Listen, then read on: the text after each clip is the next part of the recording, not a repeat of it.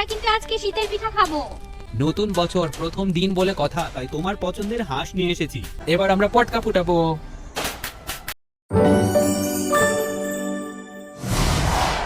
ছোটবেলায় নতুন বছরের দিনগুলো কতই না আনন্দের ছিল। আরে আমি তো হাতেই পাচ্ছি না, আর একটু উঁচু করে ধর না বোন। এই নাও ভাইয়া, ইয়া কি মজা। এইটা নাও, আর বাটিটা আমার হাতে দাও ভাইয়া। বাবা দেখো তো ঠিক আছে, এখানে লাগাবো। আর একটু বাম দিকে সরাও তো। না না, হয়নি হয়নি, আর একটু উপরে উঠাও, বেশি নিচু হয়ে যাচ্ছে মনে হয়। হ্যাঁ হ্যাঁ, ঠিক আছে ঠিক আছে, ওইখানে লাগাও। ইয়া কি মজা। সোহান, তুমি লাঠিটা উঁচু করে ধরো আর দূরে সরে দাঁড়াও। আর নেহা মা, তুমি একটু দূরে সরে যাও তো। এবার আমরা পটকা ফুটাবো।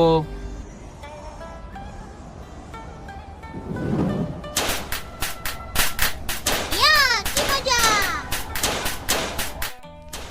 মা, আমরা কিন্তু আজকে শীতের পিঠা খাবো।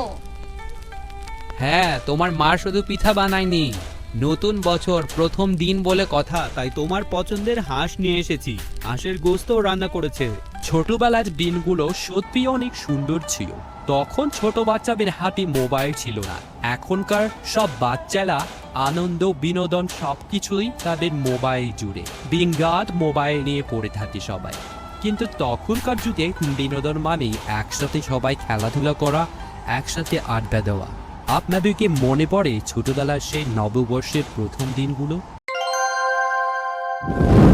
এরকম আরও মজার মজার গল্প পেতে এখনই আমার চ্যানেলটিকে সাবস্ক্রাইব করুন, লাইক, কমেন্ট এবং শেয়ার করুন, এবং পরবর্তী আপডেট যেন মিস না হয়ে যায় তাই বেল আইকনে প্রেস করতে ভুলবেন না। ধন্যবাদ সবাইকে।